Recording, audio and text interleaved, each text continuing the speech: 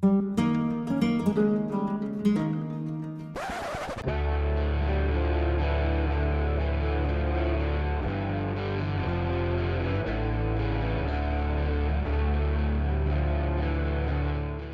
I'm Joe, and this is the Decahedron RPG Podcast.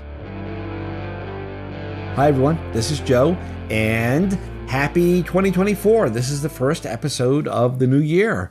And just like we thought we were going to do for the last episode of last year, Valerie and I are going to go through all the movies that we saw. That's a combination between watched and saw. Swatched. Oh, swatched. You ever swatched? We swatched them. Yeah, that's good. Wow. Anyway, so hi, Valerie. Hi. So when I put the list together, I gave you the list. There are 21 and a half movies. We'll talk about the half when we get there. Yeah. And I'm sure to a lot of people, that sounds like a lot of movies to see in 1 year. But when I said, yeah, it was about 22, you said... Are you sure? Because we usually see more than that because we pretty much go every weekend. At least we used to. We were busier this year, I guess. Yeah, well, 3 weekends a month we generally go because I have my other job that keeps me tied up. But yeah, so this year, so once we hit the end of September, I had another job. We went away on vacation, came back, had another job again, and that brings us into Halloween and then November. So we traveled to Rhode Island. Right.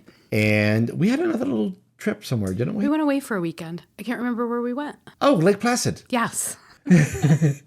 While it was still kind of warm. Yeah, so we did that. And then, like I said, we were in Florida, or Florida, as you say. Florida. Nope, Florida. And then Thanksgiving, so we had to go, well, didn't have to. We chose to go to Rhode Island, and so that, tied that up. And then your mom has been in and out of hospital the rest of the year. Pretty much, yeah. So not as many movies this year, but I know to a lot of people that seems like a lot. It's not really. We love movies. Yeah, I tell James that we are moviegoers. I don't think he comprehends what that means. I think he only saw one movie this year. I think that's kind of the norm. Lauren, my daughter, always says most people are surprised at how often we go to the movies.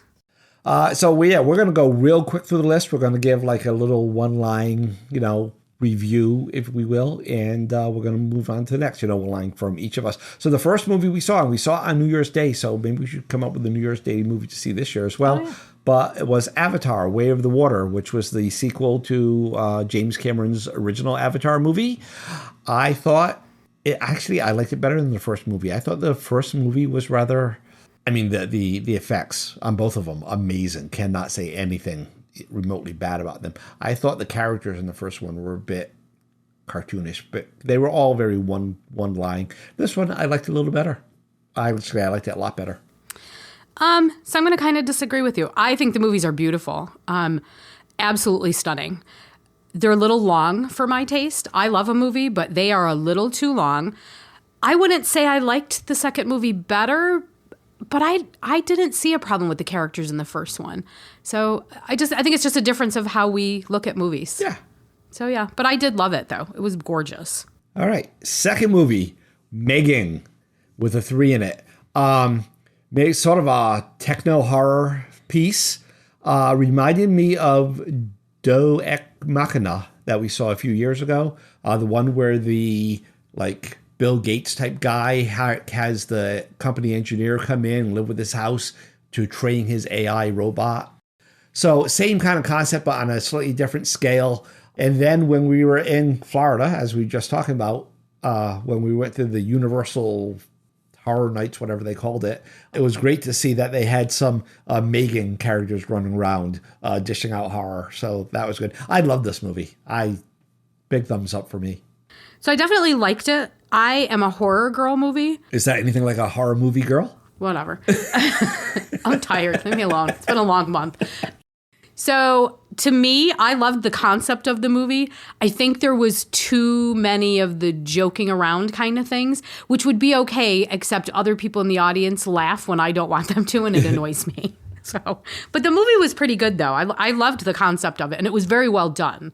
So when I said the thing about remind me of Deus Ex Machina, you gave me a weird look. Like, you don't remember it? No, I do remember it. I think it's a very different type of different concept. It always confuses me when you do that. The theme was pretty much the same, creating artificial intelligence that then goes rogue. And Sure. Are we going to do spoilers on this or not? I don't know. I think that one's old enough because you did these in order. Yes. So I think when we get towards like half or maybe towards the bottom, maybe don't give away too much in case somebody hasn't seen the movie. Maybe they're waiting for it to come on Netflix or All right. whatever. Next one was A Man Called Otto. Tom Hanks, kind of a schmaltz movie. I still liked it. There are no surprises in the movie. There's no point where you say, oh, I didn't see that coming. Although we're pretty good at that anyway. It pretty much was an excuse for Tom Hanks to be charming Tom Hanks for an hour and a half, but that's not a bad thing. I enjoyed it.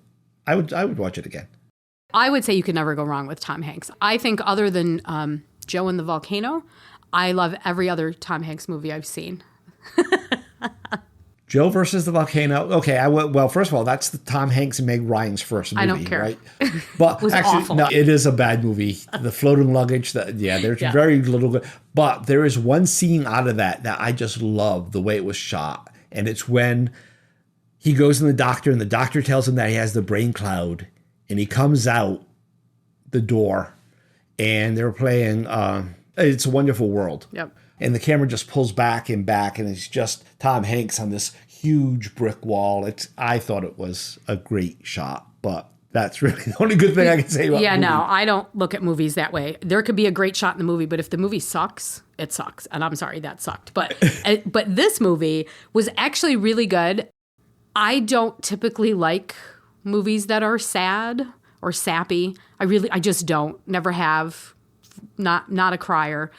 But it was sad, I will give you that. And it was very well acted. I thought it was well done. I don't think it did really well at the theater because it was just a really sad movie. It wasn't a mass appeal movie. Like I said, it was an excuse to, have Tom Hanks be himself for a bit. All right, I'm going to stop numbering these because I didn't number them on the list. But the fourth one is Operation Fortune Rue de Guerre, which was Daniel Craig, right? No, Jason Statham. Oh, okay. Yeah. It was Jason Statham with a surprise appearance of Cary Elwes as the bad guy. Yes. Cary Elwes, for those who don't know, was the Dread Pirate Roberts / Wesley in The Princess Bride. So it was nice to see him get a paycheck again. Yeah. It was a fun movie. It was a great little spy thriller type flick. Lots of action, nice chases. Nothing wrong with it. I liked it. That's pretty much what I wrote down was love a good spy movie, Jason Statham, great movie. I thought it was really good. It was good for that type of movie. It was a really good spy movie. Not a whole lot of surprises, but we're usually good at figuring stuff out anyway. But yeah, it was nice to see Cary Elwes. It took me a minute to figure out who he was, and I was like, oh wow, I haven't seen him in anything in forever. So yeah, that was kind of cool. Next one was Ant-Man and the Wasp, Quatermania. Yeah, I remember that. We went to go see it. I remember that it was a Marvel movie. There was a bunch of bright lights. Paul Rudd was Paul Rudd. I think Marvel's getting a little burned out. Yeah, I wasn't really too happy with that movie. Paul Rudd's good, and he's Paul Rudd, right? He's always the same character, but he's good at that. And the other people were good in it too. It was just eh. I didn't remember a whole lot about it. I had to go look up some of it because it just wasn't that exciting. Yeah, it was more of the same and more. I mean, nothing wrong with it. Just there are so many other good Marvel movies that this one didn't stand out. I agree. Dungeons and Dragons: Honor Among Thieves. I did a whole episode about this one. Overall theory is it was okay. It's no Princess Bride, and that's the standard I hold all fantasy movies up to. So you're giving me a weird look. Because I don't know why you would even compare it to that movie. It's nothing the same. Yes, I get it's a fantasy movie, but it's not meant to be a Princess Bride movie. Totally different type of movie. It was an okay movie. It wasn't bad. There was a lot of big actors in it. It was just okay. If it hadn't had that title on it, I don't think it would have done as well. I really don't. I think because it's a Dungeons and Dragons movie, all the nerdy boys and girls were like, oh, gotta go see the Dungeons and Dragons movie. You could have called it anything else and I wouldn't have even cared, honestly. It was definitely better than the original Dungeons and Dragons movie. Oh, 100%, yeah. Next one was the Super Mario Brothers movie. Yep, that says everything that needs to be said right there. So I know a lot of people love a good cartoon. No, thank you. I just didn't enjoy it. I mean, I'm sure somebody loved it. Certainly not me. So in general, anything that's animated is an uphill battle for you because you have this mental thing against animated things. It's not even a mental thing. To me, cartoons were for kids. They were supposed to be funny and schmaltzy and like that's how I remember cartoons. And to me, when they're trying to make cartoons grown up, and I'm just not. I can't get behind that. There are some exceptions. I will say, Big Hero 6. Definitely. But I just, as a standard, don't really like a cartoon movie. Television-wise, you enjoyed Death Note when we watched that one. It was good. It was good. You liked Attack on Titan. So that was not my fault for liking that one. Lauren pushed me into watching that one. But in fairness, it's got zombie-ish kind of people in it. So although it's a cartoon, it's a little bit of horror kind of. So that's a little more up my alley. What I'm not seeing on this list, but I know we saw it. Was that not this year? Because we're talking about the animated films, the second of the animated Spider-Man movies. I could have sworn that was this year. I thought it was too. So I will say, you were away when Lauren and I went to see the first one. And I had to begrudgingly say I liked it because I don't typically like the cartoon movies, but I actually did like the first one. Yeah, Across the Spider-Verse was 2023. It must not have come up in my search for some reason when I went through my emails, or I must have deleted that one. Oh, maybe. So that's 23-ish movies, 22 and a half. All right. Yeah. All right, so we'll see that. We're talking about that one. It doesn't show up on the list. I love the first one. This one, I mean, I liked it other than the fact that it's half a movie because it ends to be continued. And it's not like they even had a story and it came to an end and there's going to be a second story that goes together. It's just half a movie. And I can't stand that. That is why I never watched the Lord of the Ring movies.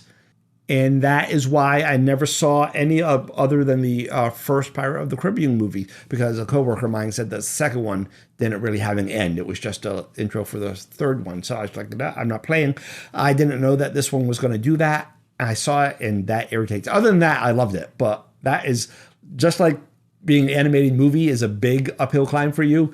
Seeing half a movie is a big uphill climb for me. I'll give you that. I don't actually like that too much. It does happen a few times. Some movies, even though they do that, can stand alone. I mean, it's a cartoon. Why are we doing a two-parter? I don't... like I said, so the first movie I actually really liked. The second one, while I liked it, I didn't like it as much as the first one because there was too much diversion in this one. Too much splitting up time and all that stuff. And there was a lot of fan service, which I have mixed feelings about. But, things that they throw in that only the fans would recognize, a lot of that in the Star Trek shows we've been watching, too. Oh, yeah. It depends. I get it. When I'm a fan of it, I love it. But when I'm not, I'm like, I didn't understand that. So, yeah. Next one was The Way. So this is kind of funny because we own this one on DVD and we can watch it anytime we want for free. And we do. And we do. And yet we went to see it in the theater. So that should tell you something if you're looking for an unbiased view on this. So this one speaks to us on a personal level because it is about Emilio Estevez's father. Oh, Martin Sheen. It is about Martin Sheen playing Emilio Estevez's father, which isn't much of a stretch, walking the Camino de Santiago. And that is like the first big thing we ever did. Yeah. Like, I think the first time we met, I even talked about it a little bit. Like, you I did. was planning on doing it. You did. You were planning on doing it the following summer. And I was like, oh, that's nice. Like, I would never do that. That's a really long walk. Yeah. So movie-wise, this is another schmaltzy movie. It's about the Camino. It makes it look a whole lot easier than it is. Oh, yeah. But, yeah, it's a guilty pleasure. I enjoy the movie. It's one of those that I like a lot, but I have trouble recommending to others because I don't think there's a lot of appeal in this movie for other people, other than if I think they might be interested in doing the Camino, then I... Yeah, I think if somebody's interested in doing the Camino, they'll like it. I think if they're not, they might not understand the draw to it. Because the first time I saw it, I was like, oh, it wasn't a bad movie. It was all right. Emilio Estevez is in it a little bit. Charlie Sheen. No, Martin Sheen is in it a lot. It was well done. I don't think it's a movie I would have went to see or even looked at. But you were like, oh, I'm going to do this walk and there's this movie. And I watched the movie and I was like, wow, that's kind of cool. It's very misleading. It's much harder than it looks. But yeah, for somebody that might be interested or they just want to know about it or they know somebody that did it, then yeah, I would say see it. Yeah, like if they're listening to us and they want to know about our experience, they can do that, or they can listen to our podcast when we finally come up with it. Right. Yeah. But anyway, so movie-wise, like I said, I like it. Oh, yeah, I already said all that. But yeah, they were doing one of those, it was a Phantom Events things where, Phantom Event does either classic movies or special events. We have another one of those coming up. We have a couple. And we like to do those on top of normal movies, Yes. quote, unquote, normal movies. Definitely. So that was one of those. It was a re-release. The next movie was Renfield with Nicolas Cage as Dracula. And who was the boy playing Renfield? He was in Warm Bodies. Oh, I love that movie. I love that movie too. So love that movie. Yeah, he was playing Renfield. It's Nicholas, I think you say his last name Holt? I'm not sure. Sure. But that's his name anyway. It's a comedy, but it still has the tension there. It worked for me. I thought Nicolas Cage was great. I would watch it again. It was a fun movie. I loved it because it's, so I don't always like when they do the campy horror movie thing, but it was really well done. And Nicolas Cage in this role actually was really good. I wasn't sure because when we saw the ads, I was like, oh, I don't know about this. It's kind of campy and kind of But no, it was actually really, really good. I would definitely recommend it. And I would watch it again too because it was good. It was better than that movie we saw last year when Nicolas Cage was playing Nicolas Cage. But even then, that was pretty good. I enjoyed that. But this one was better. Yeah, this was definitely better. All right. Next one. Oh, speaking of Phantom Events, the Metropolitan Opera Don Giovanni. So this was a live telecast of the opera Don Giovanni being performed by the Metropolitan Opera, the Met, down in New York City. And I have never seen an opera before, and I thought this would be a nice low-level way to do it. And because Don Giovanni is in Italian, and I don't speak or understand Italian, I was like, it would be nice to see it with subtitles, because if I can follow a story, I can go along. I liked it. I liked it a lot. I was going to say I loved it. I wouldn't say I loved it. I did like it a lot, though. I have no regret seeing it, and I would definitely see others. Yeah. So I do love a good opera. I have never seen a live opera. Goal. That needs to go on my to-do list. I've seen them on TV. They used to do them, our WXXI, Channel 21, whatever it is where other people live. They do them quite often. It's PBS. Oh, okay. Is that what they call it here? Public Broadcasting System, yes. So yeah, I've seen a few that way, and I do like them. I did train a little bit in school, so I do love an opera. I don't know if I love it in a movie theater. It was nice because it was good to see it. I would rather be live. I would rather be in the actual theater where they're performing. So it's a love-hate thing. I like it. I just would prefer it live. I don't think it should be a movie. Personal preference. But, I mean, if you can't get to a live one, I could see where that's, the alternative, or for somebody that's just starting out. Next one was Guardians of the Galaxy Volume 3. My thoughts, same as Ant-Man. Actually, this one was better than Ant-Man, but still, I'm getting a little burned out on Marvel. And with this one, there's been 2 other movies, and they're making a lot of references to things that happened in those other 2 movies, and I don't remember exactly the events that they're talking about, so I was a little lost for some of it. It was okay. Again, I think Marvel's losing its shine. Although, finally, we did say we enjoyed the Spider-Man one, but that one's produced by Sony and not by Marvel. Yeah, that makes sense. So I'm going to agree with you on this one. I loved the first Guardians of the Galaxy, I think, because it was such a surprise. The second one was okay. This one, I don't know. I think it's been done. I think it's overdone. I'm over it. I think they need to stop making this. They need to make something new. It wasn't that it was bad. It just wasn't great.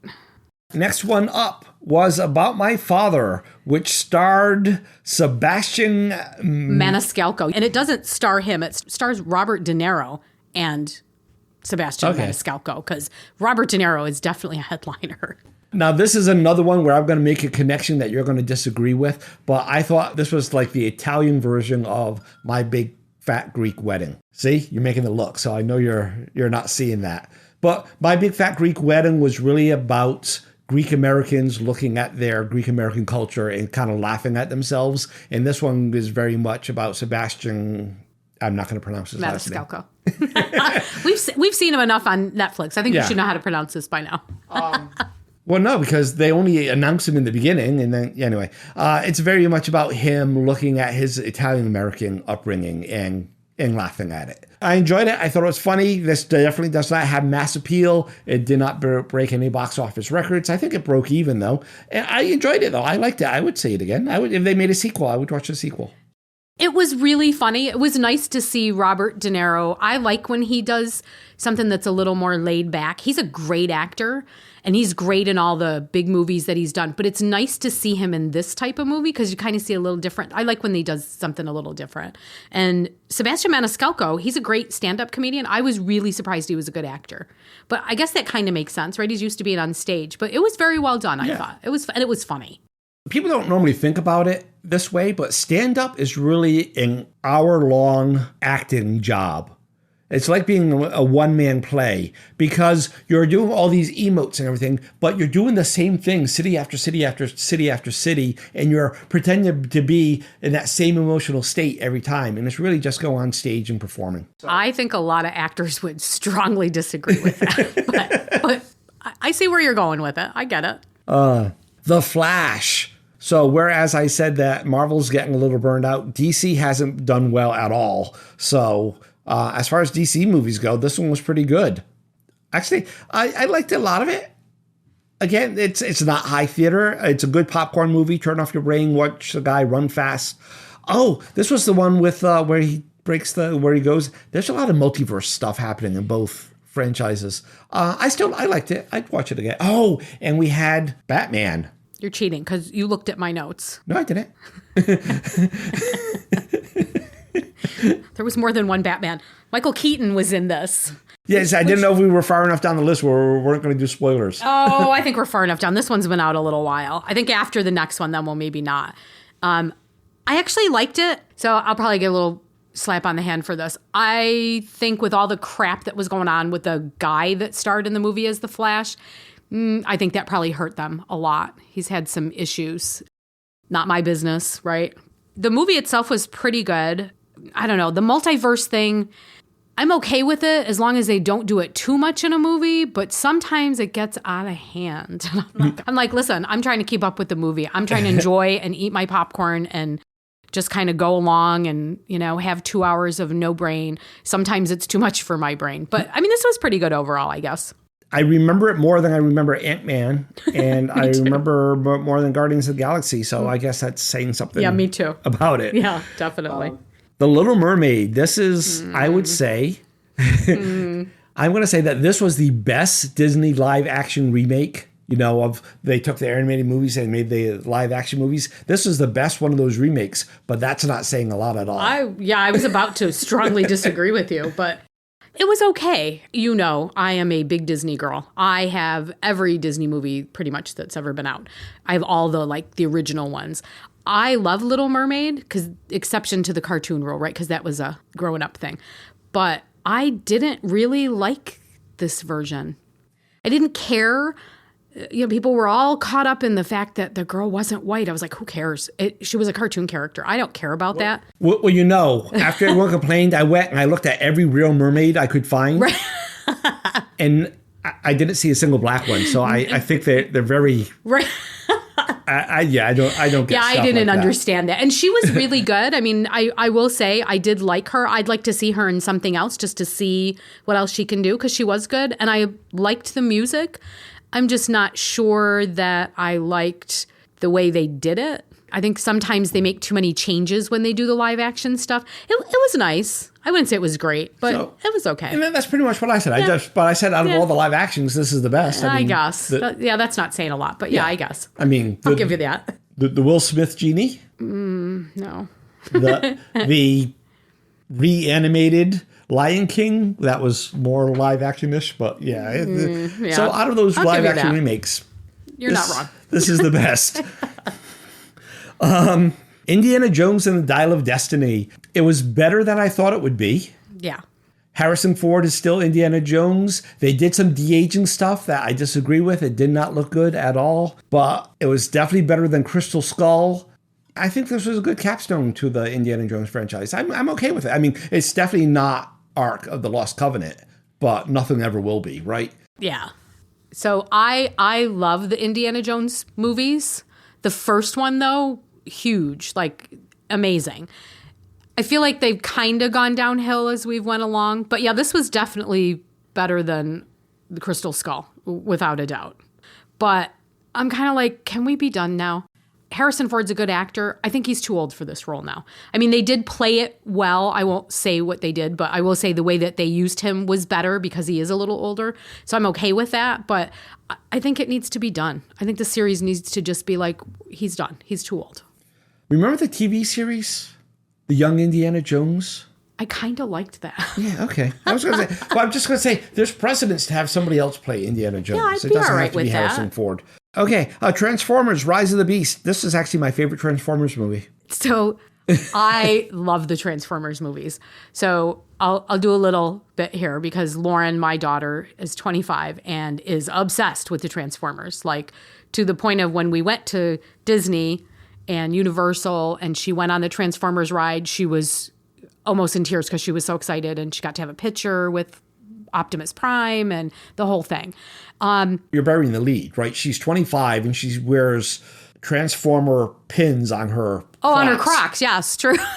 She does. She has a self-designed Optimus Prime, Transformers tattoo on her it's arm. amazing. It's like a quarter arm tattoo. Yes, yeah. She's obsessed. She's not as big a fan of the movies, but she's also read all the books, and so I get it.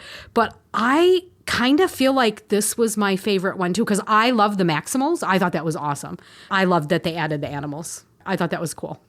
The interesting thing that Lauren told me about Transformers is that Optimus Prime, the original voice of Optimus Prime. Oh, I love this. Was the voice of Venger in the Dungeons and Dragons cartoon back in the 80s, and the voice of Eeyore in Winnie the Pooh. Yes. So there you go. It's funny. Mission Impossible Dead Reckoning Part 1. Look at what I said earlier about 2 parts of a movie. But this one, it was a complete story on its own. So I didn't feel too bad about this one. It was I was going to say Tom Hanks. It was a Tom Cruise Mission Impossible movie. And I would say it was even better than the last couple have been. I thought the first one was good. After that, they, just getting old. This one was good. So I will agree. I actually really liked this one. And although it's a part 1, it's kind of funny because I felt like it was kind of a self-contained movie as well. I do like the Mission Impossible movies because I do like a good spy, heavy action movie. But yeah, I think this was a little better than some of the other ones the Mission Impossibles that he's done. There weren't really a lot of surprises, a lot of good action sequences, and yeah, it was pretty good. Some good stunt scenes and stuff.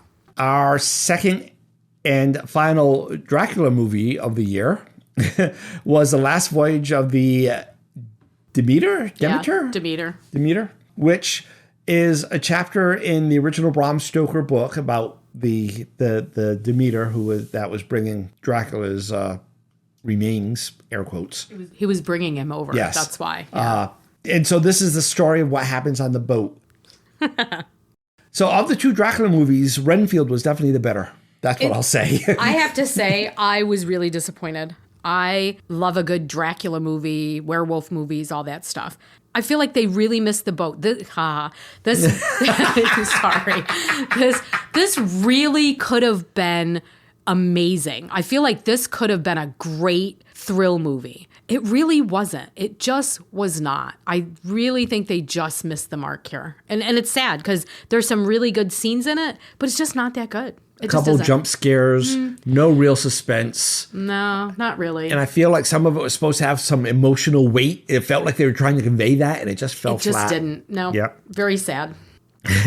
So this is the half movie. Retribution was the name of the movie. Shouldn't even be a half movie. No movie. So what happened was, it was the weekend, so I was like, hey, what movie are we going to see this weekend, right? And I tried to buy tickets, and the website kept going down. I was like, it's really weird. And then when I was buying them, they were only like $4. I'm like, that's weird, but I'm like a member of our local theater, so I get discount tickets and stuff. And I'm like, well, so maybe it was that. Well, it turns out that it was National Theater Day. So lots of people were going to the movies. At our local theater and at others across the country, ours wasn't the only one. I saw it in some other news. There ended up being riots because there were so many people in the theater that don't normally go to the theater or whatever. And so the theater was shut down before we got there, but we didn't find out until we got there. No, as we pulled up to turn into the big driveway, there were cop cars everywhere. There were people wandering around. We were like, oh, what's going on? We didn't see it until later. And I mean, it's kind of sad. There was a lot of people, I guess some fights broke out. And rather than dealing with that, they just shut it all down. I mean, you got your $4 back, but Yeah. Well, $8, I guess, because it was 2 tickets. But yeah, so we didn't see that. We'll have to look for that one on Netflix, I guess. The Equalizer 3. So I have a blank here because I didn't even remember seeing this movie, to be honest. And I'm like, was it not good? I don't even remember it, to be honest, at all. Remember he was in that little island village in Italy or Sicily, wherever. Yeah, say you remember. Yeah, okay. Yeah, we don't want to give too much away. Yeah, I did actually like that. For some reason, that one just didn't stick in my brain, though. I don't know why. Denzel Washington. Yes, I was just going to say that. But yeah, it was pretty good. Yeah, I mean, this isn't high theater. This isn't anything that's going to stick in your mind. It's a big action movie. There's a lot of action. It's pretty much all action. chase scenes Yeah. and, him setting it up. A little bit of story. If you like action movie, it was okay. I mean, all there's nothing right. wrong with it. Yeah. It was a good weekend movie, good popcorn movie. Yeah. The Kill Room. I loved this. Well, go ahead. Oh my God. I love this movie. Samuel Jackson, Joe Manganiello. I can't remember the other guy's name. I was really surprised because it was really funny, even though it's more a serious movie, but I don't want to give anything away because it really was a good movie. I really liked it. Well, it's a heist film, Yeah. so we can say that. Yeah. I would say it's dark comedy. Yeah, definitely. Yeah, so a dark comedy heist movie. I enjoyed it. I wouldn't say it was like one of the best movies of all time. It was a good movie. I enjoyed it. Uma Thurman was the lead in that too. I couldn't think of her name. I'm not a big fan of hers. I don't know. She just doesn't appeal to me in a whole lot of ways in some of the movies she's in. But she was good in this, though. And it was very well done. I thought it was really good. I liked it. All right. Five Nights at Freddy's. I knew nothing about this movie. Lauren wanted to go see it. We see movies, so why not? Horror movie takes place in kind of a rebranded Chuck E. Cheese type thing. Right. I really liked it. Apparently it's based on a video game, but it's good anyway. I really liked it. As far as the horror movies we saw this year, I would say this one was the best. I really knew some about it just because Lauren does play the video game and she does talk about it. I really didn't know what to expect from the movie because I was like, I don't know. The ads kind of looked but it actually was pretty good. The story was pretty good. The actor that's in it, why do I not have that written down?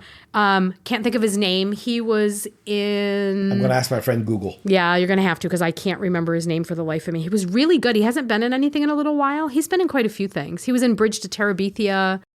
Josh Hutcherson? Something like that. Oh, so now that I finally got it, Did you going to say it? Sorry. It takes me a minute. I usually know them. Yeah, he was actually really good in it. I'm hoping this helps him to kind of get his career going again. He's a good actor. Yeah, I thought it was really good. There were a few little jump scares. It wasn't like super gory. I don't think I'd take the kids to see it kind of thing. But yeah, I thought it was really good. I was pleasantly surprised. And the last movie we saw this year was another one of those phantom events. This one was the 30th anniversary re-release of one of your favorite movies. Yes. The Nightmare Before Christmas. And when I say that this is one of her favorite movies, if I reach right behind me, we're in our dining room, we have our Nightmare Before Christmas clock, which has the countdown to Halloween or the countdown to Christmas because it's just after Christmas. It's now counting down to Halloween. It's A Nightmare Before Christmas. Tim Burton directed. This is definitely one of my favorite movies. I love this movie because it is my two favorite things rolled into one. Christmas, Halloween, scary, musical, not a cartoon, but not really a movie either.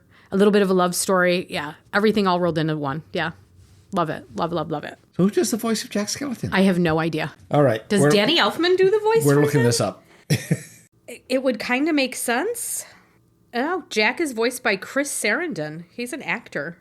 Yeah, I guess I just never looked that up because I didn't care. Jack Skellington is real. What do you mean? Danny Elfman wrote the songs and the score, and he provided the singing voice of Jack. That's what I thought. Okay, that makes more sense. Catherine O'Hara, William Hickey. I've never heard of any of these people. So Catherine O'Hara, she was the mom on Beetlejuice. Oh, okay. Yeah, she's been in quite a few things, actually. She was in the Home Alone franchise. She was the mom in that, too. That's who Catherine O'Hara is. All right. So, yeah, that definitely was a nice little round out to one of my favorite movies. All right. So that was our movies of this year. And hopefully we will have more next year. Hopefully. Oh, actually, let's talk about movies we should have seen and for one reason or another didn't. Barbie. You wouldn't see that with me, and so I was just going to go without you, and that just never happened because... So you had no interest in seeing Barbie? Ish. I don't know. I'm sure a little girlies loved it. I don't know. Maybe the adults liked it. I don't know. I was never a big Barbie girl. And to me, it didn't appeal as a, like, oh, let's, as a couple, go see that movie. I'm just like, no. Oppenheimer. I wanted to see that. I don't know why we didn't see that. We kept talking about it. So we have a general rule that we don't watch a movie during opening week because we love movies. We love the big screen. We hate our fellow moviegoers. I don't know how many times I've had to mumble under my breath, turn your phone off. It's so annoying. Paid a lot of money to see a movie. I didn't come to see your screen. It's so annoying. Yeah. So we normally try to delay a week or two, and that one was like really big, so it was still getting a lot of crowds. Yeah. So we were watching some other stuff, and then we fell into that vacation zone and everything. And we never got to see it. That makes sense, yep. What was it? Napoleon was one. There were two that I didn't watch for the same reason. Yeah, Napoleon also looked like I don't think it was a big box office draw necessarily, but it looked like it would be really good. But the thing that, Napoleon and the one with the boy from that TV show. That narrows it down. He was in the Sinking Boat movie. I got nothing. He was in the Cocaine Beer movie. I got nothing. A big Sinking Boat movie. Titanic? Yes. Who was the boy? So you can't see this, but he's doing the movement that Leonardo DiCaprio and Kate Winslet did at the front of the boat where they put their arms out. And yeah, as soon as you did that, I looked up and was like, oh, I got it now. The big boat movie. Yes. Leonardo DiCaprio. Yeah. The one that he just did with the Native Americans and all the killing. That looked really good too. I think that would be a good big screen movie. Yeah. But the problem with both of these movies is that they were over 3 hours long each. And that's a big ask for me to, even with the reclining seats and everything, to go into a 3.5 hour movie. Yeah, I love a good movie, but I do think 3.5 hours is just a little too long for me. It's a long time to sit, even in a comfy chair. So I saw them both show up on Apple TV, so I think they're going to pop up there soon. So we will watch them there in the comfort of our own house where we can pause and get up and get a drink or... Definitely. I whatever. agree. I think that's a great idea. But yeah, so those are the 4 movies that I meant to see, but for various reasons, that just didn't happen. So, listeners. You should have asked the question about the popcorn. What's the question about the popcorn? So, people argue about this. If you go to the movies, do you have to have popcorn? Absolutely. No. You are so wrong. You are so wrong. And that's why I say, ask the question, because I would like to hear what other people think, because I think you're wrong. I can't go to the movies without popcorn. Cannot. No, I would much rather buy, well, as you know, because when we go, I get like a chocolate and you get the popcorn. Okay, you say that, but you do eat popcorn every time. Well, yeah, because, I mean, you finish what you're going to eat and then you pass it to me. And I'm like, yeah, okay. No, I give it to you because you want it. So don't act like you don't eat popcorn at the movie.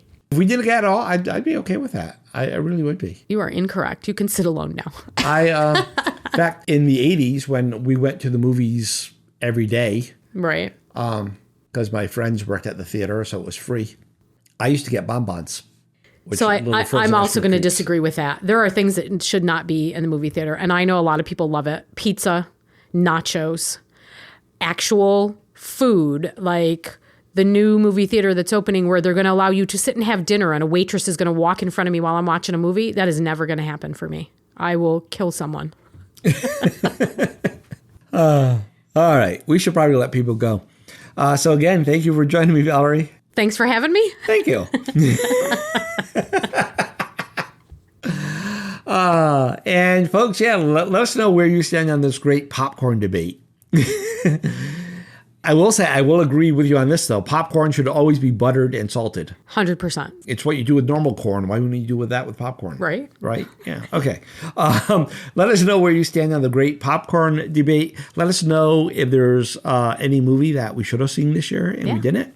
Let me know what you thought of any of these movies, if any of them, popped out in your mind. No gaming topic this week. This is going to be a bonus episode. We will return with normal gaming content next week. I'll probably be a feedback episode. I am way behind on feedback. But that's it. So until next week, happy gaming, happy life. Bye. Should have said Happy New Year. And Happy New Year. That's funny. You have been listening to the Decahedron RPG podcast. Send email to feedback@decahedron.com. Remember to spell decahedron with a K. Voice feedback can be sent through the Anchor website or by calling 562-RPG-CAST. That's 562-774-2278. Links are in the show notes. Music is by Kevin MacLeod and Alexander Nakarada. Logo is by Design Cat. Thanks for listening.